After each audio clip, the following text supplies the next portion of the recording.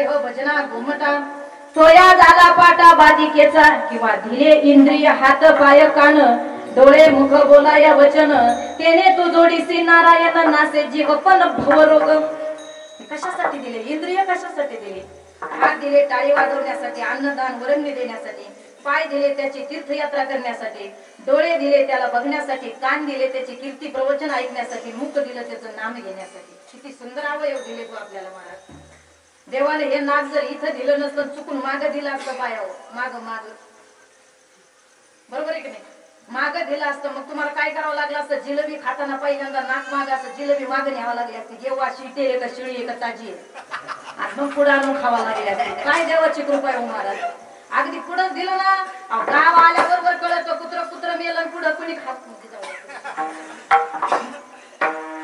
म्हणजे पुढं कुत्र मेलं पुढं ग्राम स्वच्छता अभियानाची गरज आहे हे लगेच नाकाला कळतं महाराज. एवढंच काय गड्याला सुद्धा नाक पुढं दिलं बाजारात गेले असते आणि बाजार करता करता मागच्या मागे जर नाक कापून दिलं असतं तर घरी गेल्यावर बायको मिळली असते काय नवरा बाया बिगर नाकाचा घरला आला काय माय. कळलंय का तुम्हाला? मला काय सांगेल ठेवल्या जागेवर दिलं कधी म्हणजे नजर दिली नाक जागेवर दिला डोळे सुद्धा चुकूनही दिले महाराज. आणि एखाद्याचा डोळा जरी वाकडा तिकडा असतात आपण म्हणतो काय बाव नाही हो काय फिरळे हो इथले सोडून सांगितले बरं म्हणजे मला सांगायचं काय जिथल्या तिथं देवानं दिलं महाराज. मुख सुद्धा इथं दिलं. आम्ही म्हणते समजा चुकून चुकून चुकून देवानं जरी हे तोंड मागे दिलं असतं काय उरफाटा धंदा झाला असता महाराज. एवढा उरफाटा धंदा झाला असता बायकोनं पुढून ताट वाढलं असतं हे असं द्यायचं मागून खायचं महाराज. इथं इथं विचार करा देवानं ठेवल्या ठिकाणी अवयव दिले आपण परम भाग्याची गोष्ट आहे. मग बरंच खंडे नरदेह प्राप्ती ही तव भाग्याची संपत्ती. अरे नररूपी देव मिळाला तोही परम भाग्याचा मिळाला तोही महाराष्ट्रात मिळाला आणि संतांच्या भूमीत मिळाला ही परम भाग्याची गोष्ट आहे.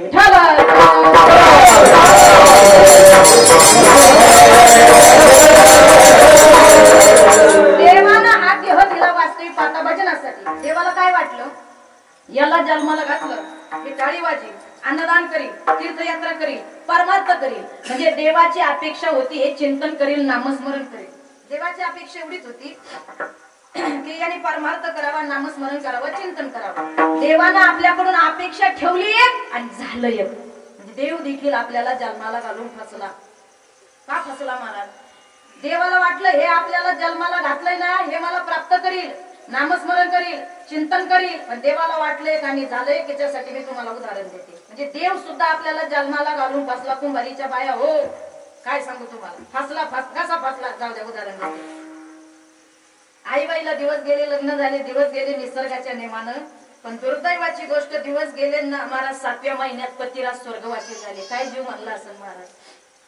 आई बाई इतकी रडली पण पांडुरंगाला सांगितलं पांडुरंगा तू माझ्या पोटात काय दिलं मला माहित नाही पण मी जन्म देईल याची आई बी मी होईल आणि बापही मी होईल. महाराज विचार करा काय त्यागाची मूर्ती ती बाई.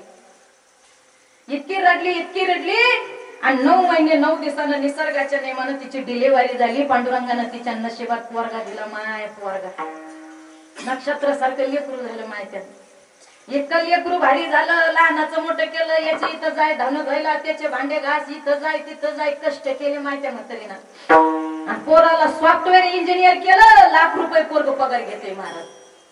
पण पोरग 20-22 वर्षाचं झालं पण म्हातारीचं वय झालं ना माय.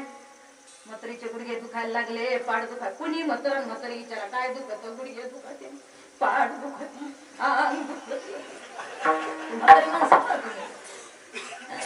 कारण तरुणपणात बायकोने सगळे आता तुम्ही कोणते महाराज बायको बघा नवरा बघा म्हातारे जेवढे म्हातारे माणसं आहे म्हातारपणी बघा महाराज. तारुणात ज्या बायकोनं नवऱ्याला तेल आणा मीठ आणा शेंगदाणे आणा सांगेल असतं कुठं चालले म्हणजे गावात तेल आणा मीठ आणा शेंगदाणे आणा बायको सांगायला नवरा आणायला.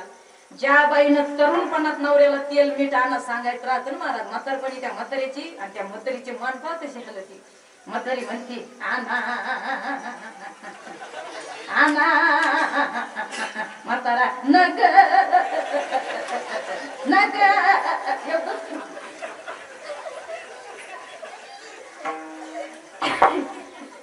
तुम्ही कोणते म्हातारी पहा महाराज आनंद एवढंच चाललंय महाराज. मग त्या म्हातारीचे हातपाय दुखायला लागले. म्हातारी म्हणे बाळू काय माय काय माय उचला की तुमचं आहे का यांचं आहे?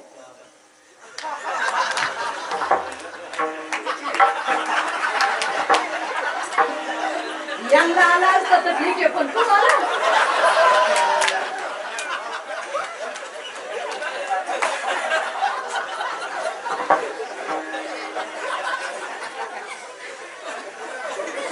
नाही मी विनोद केला राग येऊ देऊ नका फोन रेंज मध्ये असलं कवा वाजत सांगता येत नाही मला पण मला अपेक्षा होती ह्या लेकराला यायला पाहिजे होतं तर तुम्हालाच आला आमचे लेकरं मागे राहिले तुम्हीच कुठे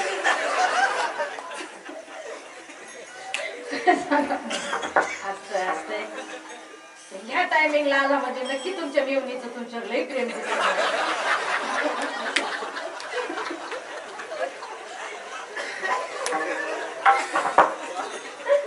आनंद लुटायचं तुमच्या आपल्या 2 वाक्यावरून लोकांच्या चेहऱ्यावर हसू आलं हेच आपलं परंपरा लोक रडतात आता हसती नाही मारावी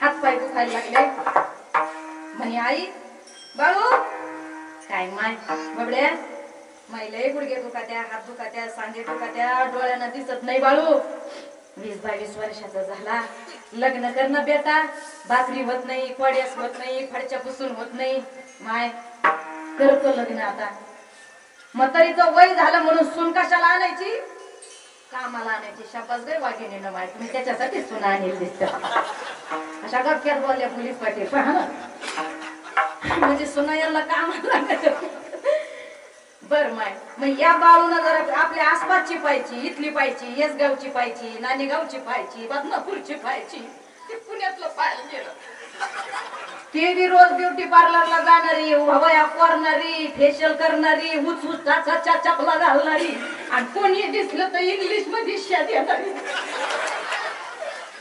अशी पाहिली तर पाहिली आणली गावात आता नवीन नवरी लग्न झालं शक्य तुम्हाला सांगा माय कुमारीच्या माया हो लग्न झालेल्या नवरीला किती दिवस काम सांगत नाही तुमच्याकडे अंदाजे किती कमीत कमी बघा किती मा शाबास बघाचे उत्तर सारखे झाले वा जुने जाणकार माणसे महाराज बरोबर उत्तर दिले 6 महिना काल एक म्हातारं म्हणे ही जाती होस तर मला कळा ना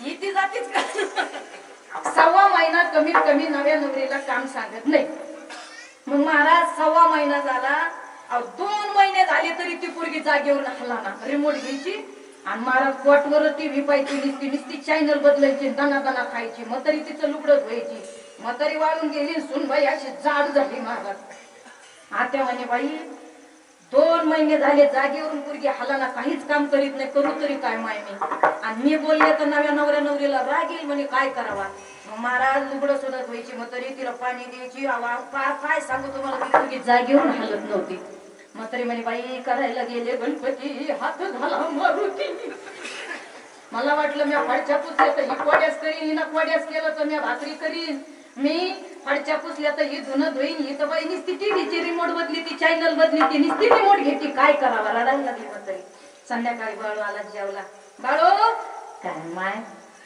भाऊ अरे पाय ना 2 महिने झाले तुझी पोरगी बायको काही काम करीत नाही ती पोरगी कशाला आणली अरे सोन्यासारखी बायको मिळाली जागेवरून हलत नाही ती पोरगी 2 महिन्यापासून काम करीत नाही नुसती कोटवर बसती चॅनल बदली ती त्यांना फशिवानी खाती सांग ना तिला काहीतरी बाळू म्हणला माय मी जर तिला काही बोललो ती जर निघून गेली मग नव्या नवऱ्या जाऊन नाही खाती आता निघा लगेच म्हातारी म्हणे बरोबर आहे भाऊ भावकी कशी आपली भेटत नव्हती इकून तिकून भेटली तिला जर काही म्हणलं गेली निघून तर तो खेळच होईल बाळू कसं करायचं गाई ते म्हणे थांब जरा आता मी डोकंला येते मग म्हातारी लई हुशार होती कोमारीची होती ना म्हातारी लई भारी होती म्हातारी म्हणे बाळू आता रात्री तुम्ही झोपले त्या सकाळी मी झाडू घेऊन जाडी तुमच्या बेडरूम मध्ये येईन मी आले का तर म्हणायचो मम्मी हे काम करायला तो मला लग्न केलं का एवढं मोठं केलं का मम्मी तो वय का तो हात दुखात्या पाय दुखात्या सांधे दुखात्या आण झाडू मम्मी मी झाडीतो तर म्हणायचं आण मम्मी मी झाडीतो मी म्हणत नाही ना बाळू गड्यासारखे गड्याचे काम गड्यानं करावा बायाचे काम बायाना करावा, लाख रुपये पगार तू घेतो, आण बाबू मी झाडीते, तो म्हणायचं आण मम्मी मी झाडी. झाडलं का नाही तुम्ही कधी निदान असं तरी करा. यांनी झाड्याला दिसत नाही महाराज, लक्षात ठेवा. तो म्हणायचं आण मम्मी मी झाडीतो, मी म्हणून आण बाळू मी झाडीते. आपल्या या जाटापट्टीत ती बाई उठन, तुझी नाचणारी बायको उठन, माझी सून उठन, लाज काज झाडीन. आज झाडलं तर उद्या फडच्या पुशी, परवा स्वयंपाक करीन, भाजी करीन. मम्मी काय हुशार आहे ग तू मम्मी, असंच करू बाई मम्मी. आता हे दोघं झोपली, सकाळी म्हातारी उठली, झाडी झाडी झाडी झाडी झाडी त्यांच्या बेडरूम मध्ये गेली. आता यांचं दोघांचं ठरेल, तिला काहीच माहित नव्हतं की उठली. आणि उठल्याबरोबर महाराज तिनं पाहिलं यांचं काही चाललं, पण योगा असं ती पोटवरून नाही उठली, नुसती मांडी घालून बसली. महाराज बाळू म्हणला मम्मी अगं लाख रुपये पगार घेतो, तुझे हात दुखात्या, पाय दुखात्या, गुडघे दुखात्या, याच्यासाठी का तू माझं लग्न केलं का? आण मम्मी मी झाडीतो. ती म्हणायची बाळू लाख रुपये पगार घेतो, बायाचे काम बायानं करावा, गड्याचे काम गड्यानं करावा, आण झाडू मी झाडीते. तो म्हणायचा आण मम्मी मी झाडीतो. ती म्हणायची आण बाळू मी झाडीतो. यांच्या झटापटीत ती वाघीन उठली बसली आणि ती दोघांकडे आली म्हणे आत्या तुम्हाला कळत का याच्यासाठी का तुम्ही माझं लग्न करून घरात आणलं का? त्याला म्हणे तुम्हाला पटत का? गाड्याचे काम गाड्यानं करावा, बायाचे काम बायानं करावा. मम्मी म्हणे मनात मग तरी मनात बरोबर चाललंय बाळू म्हणला. मम्मी म्हणली तसंच चाललंय, बरोबर बरोबर ट्रॅकवर आहे ट्रॅकवर आहे, बरं चाललंय. म्हणे तुम्हाला कळत का?